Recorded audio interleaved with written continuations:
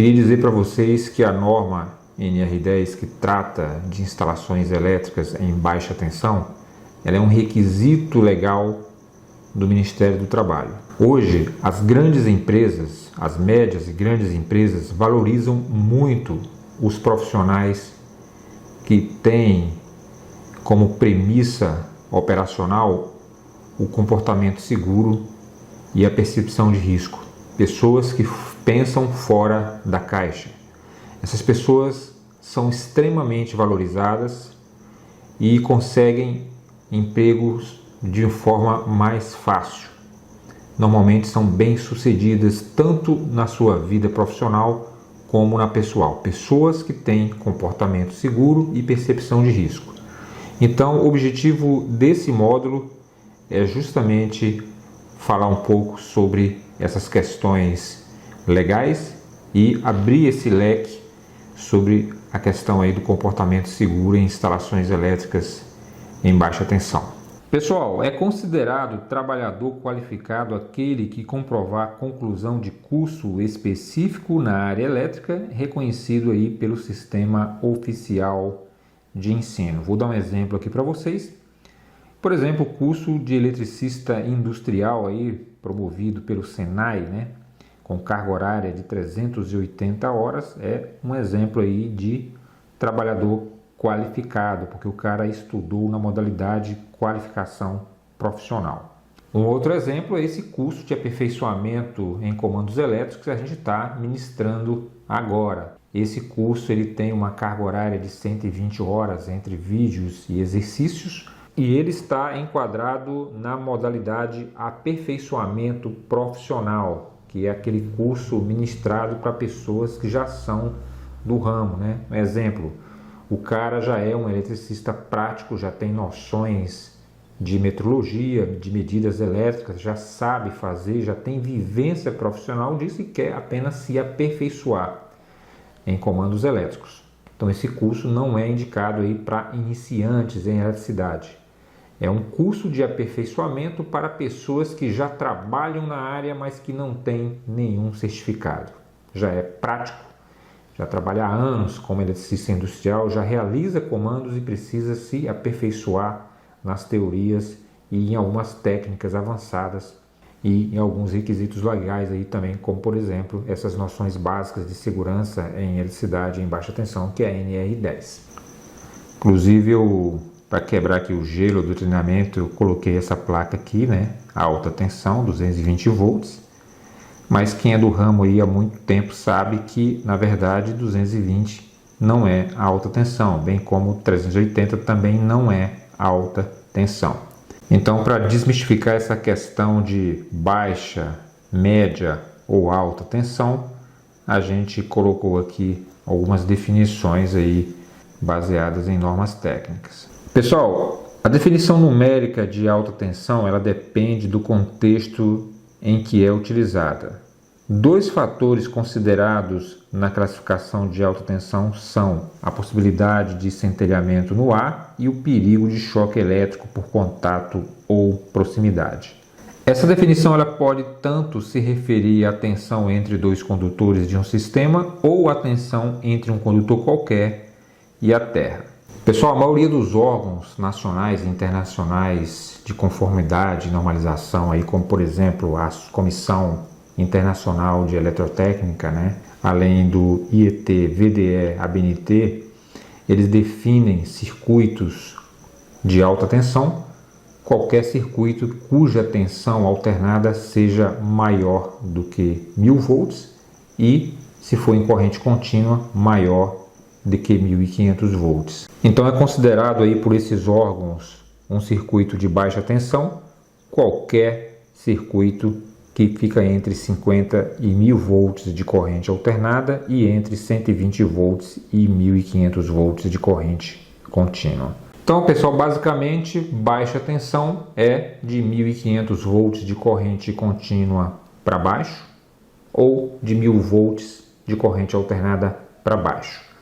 Também é considerado como extra baixa tensão qualquer circuito cuja alimentação seja de 50 volts de corrente alternada para baixo ou de 120 volts de corrente contínua para baixo. Ainda em corrente alternada, o limite para ser baixa tensão é 1000 volts e que seja inferior a 400 Hz. Existe uma outra norma brasileira, a 14139, a NBR, 14139, que trata aí de média tensão. Tá? Qualquer coisa superior a 36 kV é considerada aí como alta tensão. A gente preparou aqui uma tabela para vocês, vou deixar essa tabelinha aqui no ar durante 2 minutos para vocês contextualizar essa questão aí, lembrando que essa faixa de tensão que a gente está colocando aqui é defendida aí por uma normalização internacional, tá? É o IEC.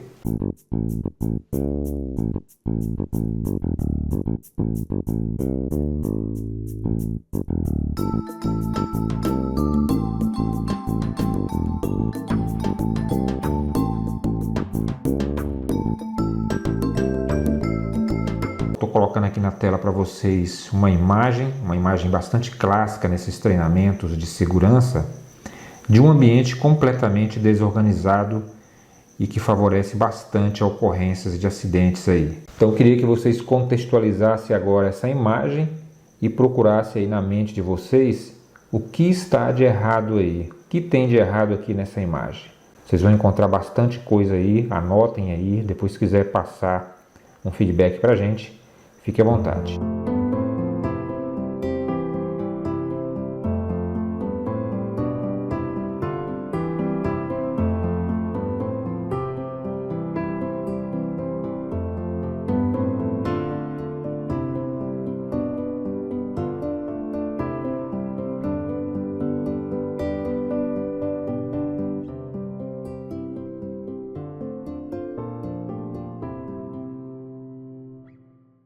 Então, existe um documento, um procedimento, uma série de documentos que compõem o prontuário de instalações elétricas, o PAI ou PI, como alguns preferem chamar, e que são obrigatórios para qualquer planta industrial que tenha uma potência instalada superior ou igual aí a 75 kW. A gente está mostrando agora quais são esses procedimentos e os documentos necessários para compor o prontuário de instalações elétricas, começando aqui com um conjunto de procedimentos e instruções técnicas e administrativas de segurança e saúde. Tem a descrição das medidas de controle existentes, registro das inspeções e medições do Sistema de Proteção contra Descargas Atmosféricas, o SPDA, e aterramentos elétricos. Especificações dos equipamentos de proteção coletiva e individual e o ferramental aplicáveis de acordo com os preceitos da NR10. Documentação comprobatória de qualificação, habilitação, capacitação, autorizações dos trabalhadores e dos treinamentos realizados.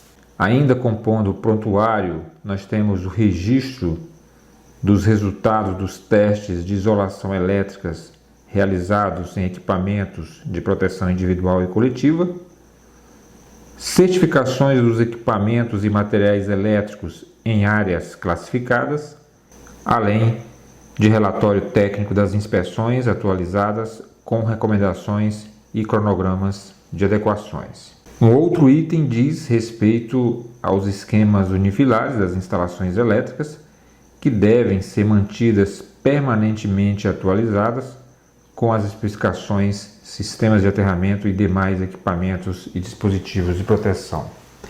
Em relação a esse último item que a gente falou aqui, é muito comum que médias e grandes empresas constantemente façam melhorias, kaizens, em seus sistemas, que são melhorias contínuas no processo de qualidade.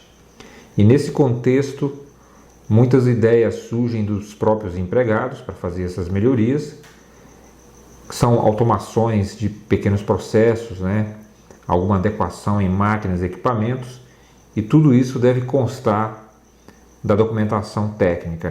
Se você alterou um esquema elétrico, alterou um componente elétrico, instalou um novo equipamento, você deve atualizar os unifilares, sob pena de ser fiscalizado aí pelo Ministério, né, do Trabalho em relação aí ao prontuário de instalações elétricas. Ainda falando aqui das noções básicas de segurança em instalações e serviços em eletricidade, a gente tem uma série de procedimentos de segurança e essas siglas são conhecidas por muitos de vocês: APT, APR, checklist, ITs, que são instruções técnicas. E a gente vai falar agora sobre a famosa análise preliminar de risco, né? Quem trabalha em indústrias médias e grandes empresas sabe muito bem do que se trata, né? Técnico de segurança constantemente está ali no pé exigindo a famosa APR ou APT. A análise preliminar de riscos, APR, ou análise preliminar da tarefa, APT, consiste do estudo durante a fase de concepção ou desenvolvimento de um projeto ou sistema, com a finalidade de se determinar os possíveis riscos que poderão ocorrer na sua fase operacional. É uma ferramenta de segurança cuja finalidade é o planejamento da tarefa que será executada, tendo como principal foco a identificação de riscos e modo de como conduzi-lo ou eliminá-lo. Uma outra grande vantagem de análise de risco do trabalho como uma técnica de solução de problemas é a identificação de problemas reais que possam ter sido ignoradas durante a seleção de equipamentos ou na elaboração do layout do local de trabalho, encontrar problemas potenciais que podem resultar em mudanças no produto produzido ou etapas do processo, avaliar possíveis maneiras para prevenir acidentes, paradas de produção, deficiências na qualidade e reduções no valor do produto, conhecer técnicas ocultas de produtividade e qualidade praticadas por operadores, identificar abusos cometidos no processo produtivo de qualidade e segurança cometidos por empregados e usar todas as informações disponíveis em treinamentos para empregados novos e transferidos.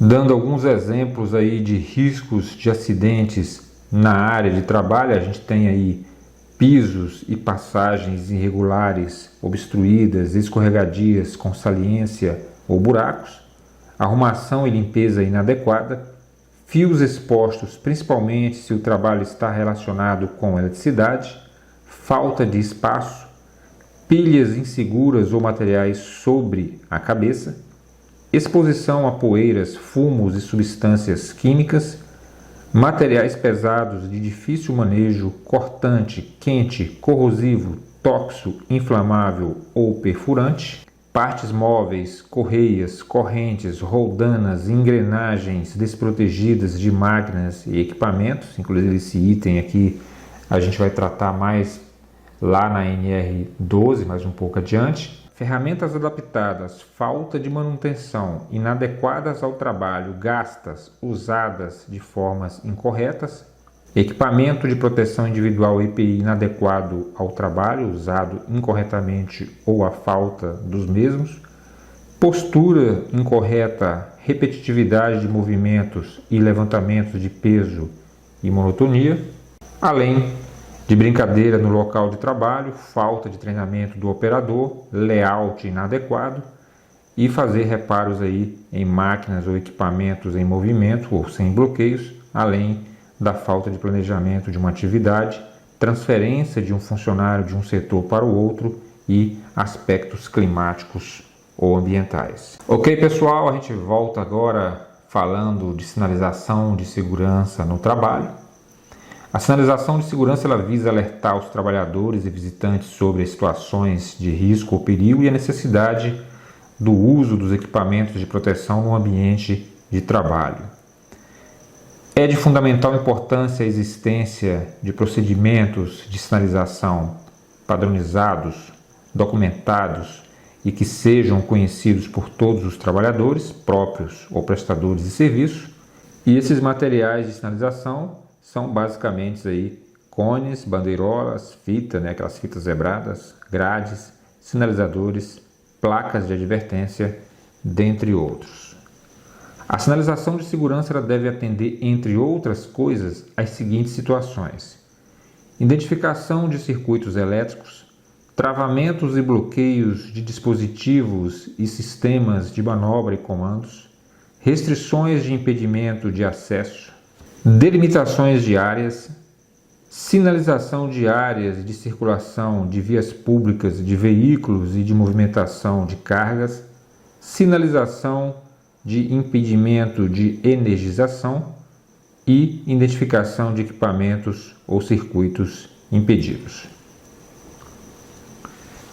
A gente tem aqui algumas placas de sinalização muito utilizadas em serviços elétricos. É considerado trabalhador capacitado aquele que atende às seguintes condições simultaneamente: aquele cara que recebe capacitação sob orientação e responsabilidade de profissional habilitado e autorizado e trabalhe sob a responsabilidade de um profissional habilitado e autorizado aí pela empresa. Exemplo, aquele cara que recebeu aí capacitação sob orientações e responsabilidade de um profissional habilitado em NR7, NR10, NR12, NR13, 17, 19, 20, 29, 30, 31, 32, 33, 34 e NR35. Pessoal, é muito comum aí em médias e grandes empresas um novo empregado passar por um longo período de treinamento. Normalmente isso varia de 45 a 120 dias. É um período em que o empregado ele não pode executar nenhuma atividade sozinho e sem estar, autorizado, habilitado ou certificado para aquela atividade. Um exemplo: NR33, espaços confinados; NR35, trabalho em altura; NR10, serviços com eletricidade em baixa tensão. Então, esses empregados precisam passar por esses treinamentos, que são requisitos legais do Ministério do Trabalho, e podem ser treinados por empresas especializadas ou ser treinados por profissionais habilitados da própria empresa e certificado para tal. Ok, pessoal?